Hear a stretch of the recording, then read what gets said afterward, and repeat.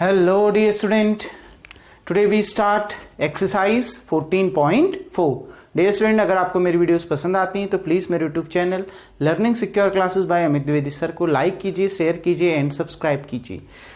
Dear student, आज हम exercise 14.4 को डिस्कस करेंगे. मैं इसमें खाली थ्योरेटिकल आपको समझा दे रहा हूं और डायरेक्ट जो प्रैक्टिकल करेंगे हम क्वेश्चन को 14.4 के क्वेश्चन नंबर 1 को करके बाकी समझेंगे.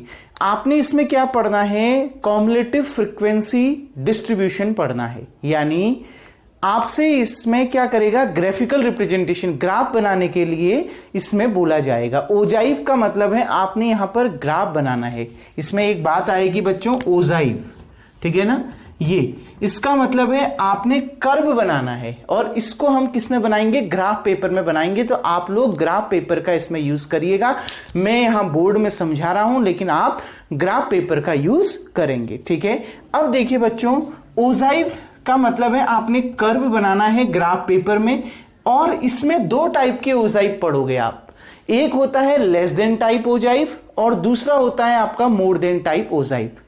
यहां लेस देन टाइप ओजाइव को आप less than type cumulative frequency distribution भी बोल सकते हैं. आ गई ना बात में? मतलब आपने दो तरीके के कर्व पढ़ने. एक लेस देन टाइप ओजाइव पढ़ना है, उसका कैसा कर्व बनेगा ग्राफ में, और एक मोर देन टाइप ओजाइव पढ़ना है, उसका कैसा कर्व बनेगा, ठीक है. और मैं पहले भी बता रहा हूं, जो ओजाइव है, जो कर्व आपका बनेगा ग्राफ में, वो किस किस के बीच में बनेगा याद रखना. कॉम्युलेटिव फ्रीक्वेंसी और क्लास इंटरवल. क्लास इंटरवल को क्वेश्चन के अकॉर्डिंग आप सॉल्व करोगे. अगर आपसे बोला जाएगा, मैं पूरा क्वेश्चन में डिटेल में समझाऊंगा, अगर आपसे बोला जाएगा लेस देन टाइप फाइंड करो तो आप क्लास इंटरवल को लेस देन फॉर्म में चेंज करोगे. अगर मोर देन टाइप बोलेगा तो आप क्लास इंटरवल को मोर देन टाइप में चेंज करोगे. कैसे करते हैं वो क्वेश्चन में समझाऊंगा, ठीक है. डियर स्टूडेंट, देखिए एक बात ध्यान रखना, यहां जो आप ओजाइव बनाओगे, जो कर्व आपका बनेगा ग्राफ पेपर में, वो किस किस के बीच बनेगा? देखो, जो एक्स एक्सिस रहेगा, एक्स एक्सिस में हमेशा क्लास इंटरवल रहेंगी. जिस क्लास इंटरवल को आप लेस देन या मोर देन में चेंज करोगे वो यहां पर आएंगे. क्लियर? जो क्लास इंटरवल्स, जैसे यहां क्लास इंटरवल डेली इनकम दे रखा है तो यहां पर डेली इनकम आएगा हमेशा हर क्वेश्चन में. और यहां y एक्सिस में आपका कॉम्युलेटिव फ्रीक्वेंसी CF आएगा. तो ध्यान रखना, जो ये कॉम्युलेटिव फ्रीक्वेंसी डिस्ट्रीब्यूशन कर्व है, ये जो ओजाइव है, वो किस किस के बीच में बनता है? कॉम्युलेटिव फ्रीक्वेंसी और क्लास इंटरवल को जो आप लेस देन या मोर देन टाइप में कन्वर्ट कर रहे हो उनके बीच में बनता है. ये भी ध्यान रखना, जो ये लेस देन और मोर देन जो आप कन्वर्ट कर रहे हो क्लास इंटरवल को, वो एक्स एक्सिस में आएंगे और कॉम्युलेटिव फ्रीक्वेंसी हमेशा y एक्सिस में ली जाएगी. क्लियर? इसमें फ्रीक्वेंसी का कोई रोल ही नहीं है. इसमें जो कर्व बनना है कॉम्युलेटिव फ्रीक्वेंसी और क्लास इंटरवल को आप लेस देन मोर देन में जो चेंज कर रहे हो वो क्वेश्चन के अकॉर्डिंग करोगे, उनके बीच में ये कर्व बनेगा. क्लियर बच्चों? ठीक है. अब मैं आपको समझाता हूं कैसे हम इस क्वेश्चन को सॉल्व करते हैं.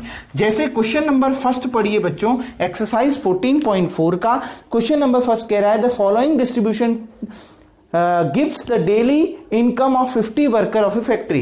किसी फैक्ट्री में 50 वर्कर काम करते हैं, उनकी डेली इनकम आपको ये दे रखी है, उसका टेबल दे रखा है. Convert the distribution above to a less than type cumulative frequency distribution. आपने ये जो ऊपर टेबल दी गई है उसको less than type cumulative frequency distribution में कन्वर्ट करना है. ये कह रहा है ना, देखो, जो लेस देन टाइप कहने का मतलब क्या है? देखो बच्चों, इस क्लास इंटरवल को आपने लेस देन में कन्वर्ट करना है. कैसे करेंगे? इस क्लास इंटरवल को क्या पढ़ोगे आप?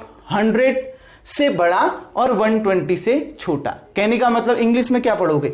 More than 100 less than 120. Hindi में क्या पढ़ोगे? 100 से ज्यादा 120 से कम.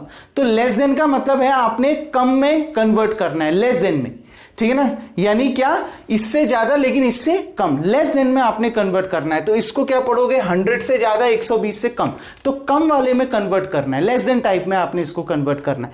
तो मोर देन 100 लेस देन 120. तो आप इन इंटरवल को लेस देन के फॉर्म में पहले कन्वर्ट करो. तो हम इसको क्या लिख देंगे? लेस देन किससे छोटा है बच्चों? 120. यहां पर क्या वैल्यू आ जाएगी? 120। देखो वही चीज है, डेली इनकम है, यहां पर भी मैंने वही लिख रखा है, बस क्लास इंटरवल को मैं किस में कन्वर्ट कर रहा हूं, लेस देन के फॉर्म में कन्वर्ट कर रहा हूं। क्यों लेस देन के फॉर्म में कन्वर्ट कर रहा हूं, क्वेश्चन में ही बोला गया है आपने लेस देन टाइप ओजाइप निकालना, यानी लेस देन टाइप जो आपका कॉम्युलेटिव फ्रीक्वेंसी डिस्ट्रीब्यूशन है, आपने उसके लिए उसके फॉर्म में टेबल तैयार करना है। तो ये लेस देन टाइप में नहीं है, ये तो क्लास इंटरवल है ना, इसको अब मैं लेस देन टाइप में कन्वर्ट कर रहा हूं। ठीक है बच्चों, देखो इसका मतलब क्या है, मोर देन 120 लेस देन 140, तो यहां क्या आ जाएगा, लेस देन 140। क्लियर, इसमें क्या है, मोर देन 140 लेस देन 160, तो क्या आ जाएगा, लेस देन 160। अगर बच्चों आपसे बोला जाता मोर देन में कन्वर्ट करते, तो मोर किससे है, 140 से ज्यादा है ना, तो मोर देन 140 आ जाता। आगे की बात समझो, यानी हिंदी में क्या आता है, 140 से ज्यादा। अगर मोर देन में कन्वर्ट करना होता तो 140 से ज्यादा, लेस देन में कन्वर्ट करना है तो 160 से कम। क्लियर, ऐसे कन्वर्ट करोगे, लेस देन 160 यानी 160 से कम।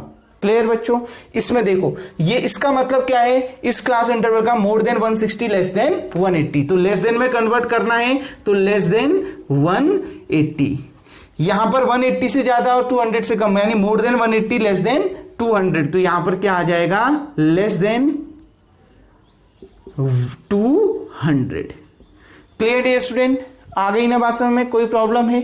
ठीक, अब देखिए मैं आपको पहले भी समझा चुका हूं, जो ये ओजाइप बनता है, जो ये कॉम्युलेटिव फ्रीक्वेंसी डिस्ट्रीब्यूशन बनता है ग्राफ पेपर में, ये मान लिया हमने ग्राफ तैयार कर रहे हैं, ठीक है ना, आप ग्राफ पेपर का यूज करोगे, ध्यान रखना।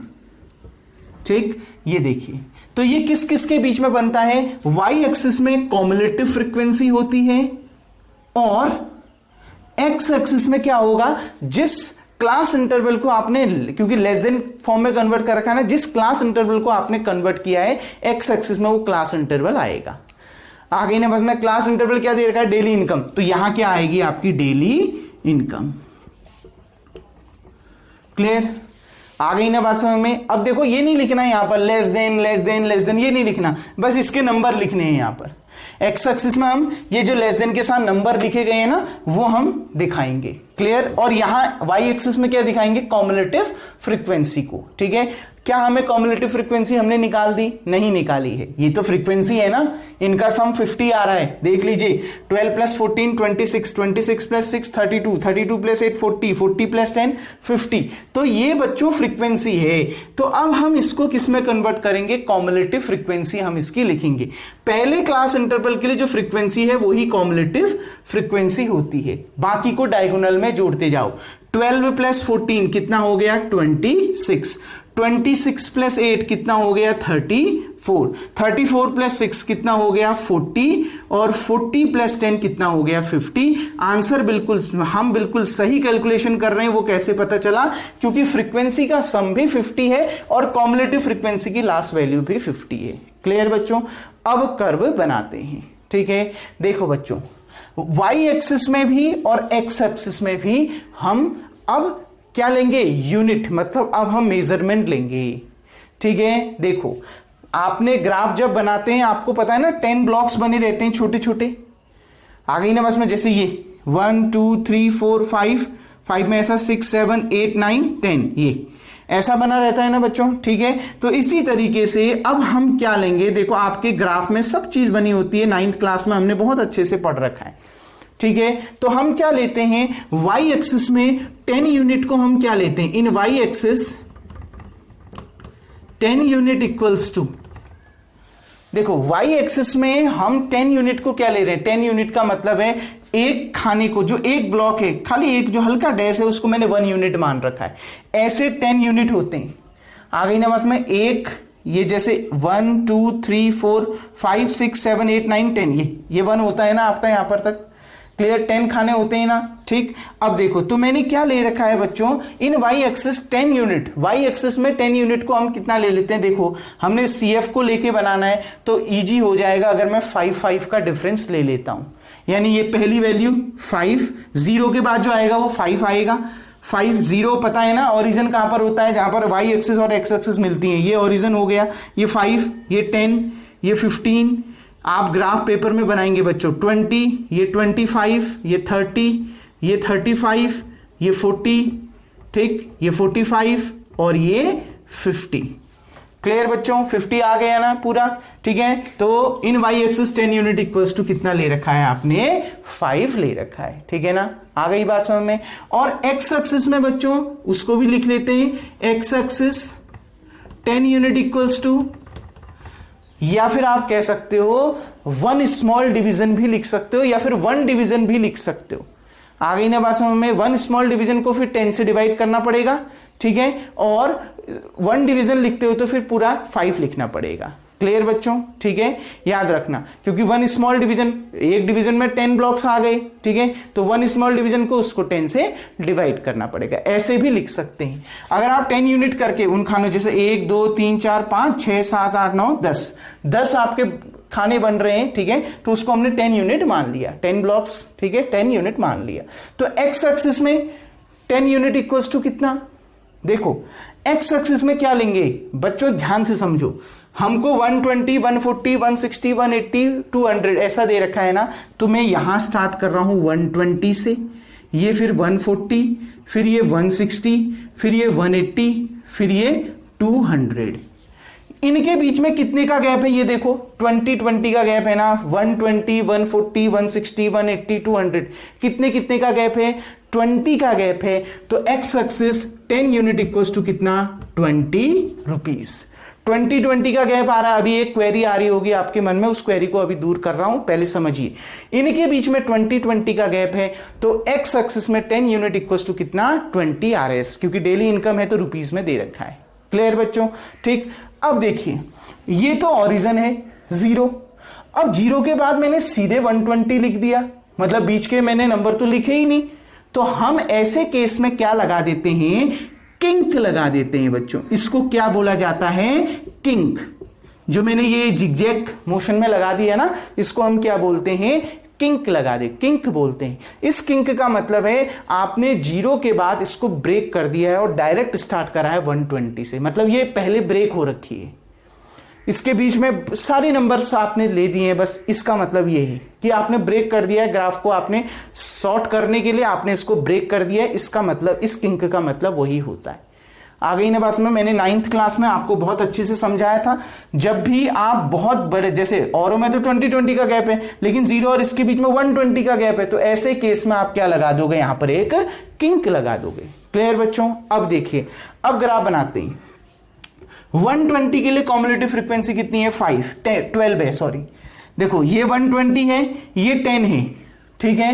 देखो बच्चों, अगर 10 यूनिट इक्वल्स टू 5 आपने ले रखी, तो 1 यूनिट कितनी हो जाएगी, इसको 10 से डिवाइड करोगे, 0.5। अब देखो 10 से एक ऊपर गए 10.5, एक और ऊपर गए 11, फिर एक और ऊपर गए 11.5, एक और ऊपर गए, कितना आ गया, 12 आ गया। चौथा खाना, 10 से 4 खाने को 4 यूनिट ऊपर चले जाइए, 10 से जहां पर आपने 10 माना होगा ग्राफ में, वहां से 4 यूनिट ऊपर चले जाइए, तो वहां पर आपको क्या मिल जाएगा, 12 मिल जाएगा। क्लियर बच्चों, आ गई ना बस में। देखो ये 10 है, 10.5 11, 11.5 12, आ गई ना बस में। ये आपका 12 हो गया, यानी 120 में 12 है, तो इसको डॉटेड लाइन से आगे बढ़ाओ, इसको डॉटेड लाइन से ऊपर बढ़ाओ, तो यहां पर मिल गया आपको क्या, 12। ये आपको क्या मिल गया, CF 12 मिल गया। अब देखिए बच्चों, ग्राफ आपको बहुत अच्छे से समझा रखा है, यहां पर ग्राफ नहीं है तो यहां पर ऐसे ही समझिए बच्चों। 140 में CF कितना है, 26। ये 140 है, 26 कहां होगा, 25 ये है। 25 से जो ऊपर एक यूनिट ऊपर जाओगे तो 25.5, एक यूनिट और ऊपर जाओगे तो 25.6, यानी 25 के बाद 2 यूनिट ऊपर चले जाना। आ गई ना बस में, जो 2 ऐसे डैश लगे होंगे ना छोटे छोटे, 2 प्लेस ऊपर चले जाना, तो ये क्या हो गया आपका 25, यहां पर हो गया आपका 26। 2 प्लेस क्यों कह रहा हूं, समझ में आ रहा है, क्योंकि 10 यूनिट की वैल्यू अगर 5 है तो 1 यूनिट की वैल्यू कितनी होगी, 5 को 10 से डिवाइड करोगे, 0.5, तो ये 25 है, तो ये 25.5, ये 26, तो ये 140 में 26 आया है ना बच्चों। तो एक परपेंडिकुलर ऐसे भी, एक ऐसे भी खींच लो, ये वाला पॉइंट क्या हो गया आपका, 26 हो गया, ठीक है ना। इसको स्ट्रेट मिला दो, 140 को ऊपर बढ़ा दो, जहां पर ये दोनों इंटरसेक्ट करेंगे वो मिल गया आपका 126, सॉरी ये 26। अब देखो बच्चों, 160 में कितना, 34, 160 ये है, 34, 30 ये है, 35 ये है, तो 35 से नीचे ही होगा। देखो कितना नीचे होगा? 35 से 2 ब्लॉक नीचे होगा बच्चों। 35 से जो 1 यूनिट नीचे आओगे तो 34.5, एक और यूनिट नीचे जाओगे तो कितना हो गया? 34। 35 के ज्यादा नजदीक है ना, तो नीचे को आ गई। 35 से एक यूनिट नीचे आए, ठीक है, 34.5 हो गया। एक और यूनिट नीचे आए तो कितना हो गया? 34। तो ये हो गया 34। इसको आगे बढ़ा दीजिए, इसको ऊपर बढ़ा दीजिए, ठीक है। ये जहां पर कटेंगे ये हो गया आपका कितना? ये पॉइंट हो गया आपका कितना बच्चों? 34 हो गया। क्लियर? ये पॉइंट क्या है? 120,12। ये वाला पॉइंट क्या है? 140,26। ये वाला पॉइंट क्या है? 160,34। अब कितना है देखो, 180 में 40 है, ये तो साफ साफ पता चल रहा है। 40 ये है ना बच्चों, आगे बढ़ा दो, ये 180 है, ठीक। तो ये हो गया आपका 180,40। ग्राफ में आपका एग्जैक्ट आएगा, ठीक है। उसके बाद देखो बच्चों क्या है, 200 में कितना है? 10 है। तो 200 से कम वाले में कितना है? 50 देर। देखो 200 में कितनी देर की कम्युलेटिव फ्रीक्वेंसी? 50। ये फ्रीक्वेंसी है, इसको देखना है। 200 में कितना है? 50 है। तो 200 में 50 ये आ गया, ठीक, ये बन गया। तो ये वाला पॉइंट क्या आ गया बच्चों? 200,50। एक्स एक्सिस वाला पहला आता है, वाई एक्सिस वाला बाद में आता है ना। क्लियर? समझ में आ गया बच्चों इतना? ठीक है। ग्राफ में आप जब बनाओगे एक्यूरेट आएगा। अब आपने क्या करना है बच्चों, इन सारे पॉइंट्स को स्केल से नहीं मिलाना है, स्केल से बिल्कुल नहीं मिलाना है। आपने फ्री हैंड इनको, इन पॉइंट्स को जोड़ देना है, अपने हाथ से ही पेंसिल को लेकर इसको जोड़ देना है। जैसे जैसे जोड़ेंगे देखो, ये बन गया एक ओजाइब, लेस देन टाइप ओजाइब आपका ये बन गया। आपसे क्वेश्चन में पूछा गया था इसको लेस देन में कन्वर्ट करो, लेस देन में कन्वर्ट कर दिया और फ्रीक्वेंसी से सीएफ निकाल दिया, बस ये कन्वर्ट कर दिया। फिर पूछा था कि ओजाइब ड्रॉ करिए, तो ओजाइब भी ड्रॉ कर दिया बच्चों, ओजाइब भी हमने ड्रॉ कर दिया है। क्लियर? ये लेस देन ओजाइब है, लेस देन टाइप ओजाइब है।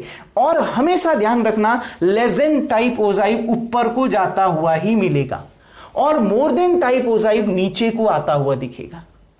ध्यान रखना, लेस देन टाइप ओजाइब जैसे ये कर्व ऊपर को जा रहा है ना, हमेशा ऐसा ही मिलेगा, और मोर देन टाइप ओजाइब हमेशा नीचे को आते हुए दिखेगा आपको। यहां से स्टार्ट होगा, यहां से नीचे आता होगा। क्लियर? याद रखना, इसको स्केल से नहीं मिलाना है, इसको किससे मिलाना है? इसको फ्री हैंड आपने बस अपने हाथों से फ्री हैंडली मिला दो इसको, कोई स्केल का यूज इसमें नहीं करना है। क्लियर बच्चों? ग्राफ में आप जब इसको बनाओगे तो ज्यादा एक्यूरेट आप बना पाओगे। उम्मीद करता हूं समझ में आ गया होगा। देखो ग्राफ पेपर मेरे पास यहां पर नहीं है तो मैं आपको इसमें समझा रहा हूं, जब आप ग्राफ में इसको बनाओगे तो बहुत अच्छे से आप समझ जाओगे। और ग्राफ बनाना हमने 9th क्लास में बहुत अच्छे से पढ़ रखा है। ये किंक क्यों आया समझ में आ गया ना, क्योंकि 0 के बाद सीधे 120 लिखा है, बीच के डिजिट हमने ब्रेक कर रखे, तो मतलब यहां पर ब्रेक है तो किंक लग जाएगा। क्लियर बच्चों? ठीक है। अब कभी हमसे अगर पूछ देता मीडियन निकालो, तो मीडियन के लिए फ्रीक्वेंसी भी आपको दी है, तो या तो आप क्या उसी फॉर्मूले का यूज करो, क्या n/2 कितना होता? n/2 50 का आधा 25, तो फ्रीक्वेंसी में देखते 25, कॉम्युलेटिव फ्रीक्वेंसी में 25 से जस्ट बड़ी वैल्यू क्या है, कितनी है? 26। तो 26 के ये वाला क्लास इंटरवल मीडियन क्लास हो जाता, ठीक है। तो इसकी लोअर लिमिट L हो जाती, n/2 भी मिल गया। CF, इससे पहले का क्लास इंटरवल का जो CF है वो CF हो जाता, इसकी जो फ्रीक्वेंसी है वो FM हो जाती, ठीक है। मीडियन भी निकाल लेते। H कितने का गैप है? 20 का गैप है, H आपकी मीडियन निकल जाता।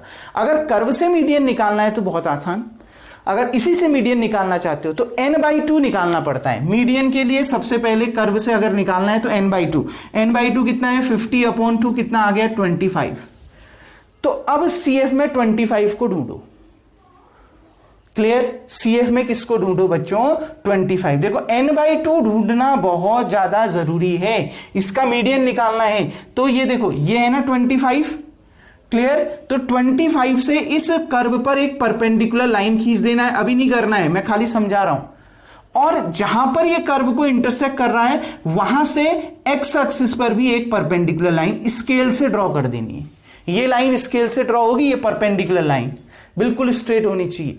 तो देखो जहां पर ये लाइन एक्स एक्सिस को काट रही होगी जिस पॉइंट पर, उस पॉइंट को आप ग्राफ में देख लेना, वही इसकी क्या होती है? मीडियन होगी। और फॉर्मूले से भी इतना ही निकल के आएगा और इससे भी इतना ही निकल के आएगा। आ गई ना बस में। तो जब आप ग्राफ में बनाओगे तो आपका ज्यादा एक्यूरेट आएगा। कुछ नहीं करना, 25 n/2 25 आया ना, तो यहां 25 देखो, 25 से इस कर्व पर एक परपेंडिकुलर लाइन खींच दी, जहां पर ये परपेंडिकुलर लाइन कर्व को इंटरसेक्ट कर रही है वहां से एक्स एक्सिस पर भी एक परपेंडिकुलर लाइन खींच दी, जहां पर ये लाइन एक्स एक्सिस को छू रही है, कट कर रही है, एक्स एक्सिस पर उस पॉइंट को नोट कर लीजिए, वही मीडियन होता है। अगर आपने एक कर्व से मीडियन निकालना है तो यही पॉइंट आपका मीडियन होगा। फॉर्मूले से निकालना है तो भी मैंने आपको बहुत अच्छे से समझा रखा है, लेकिन इसमें मीडियन नहीं निकालना है।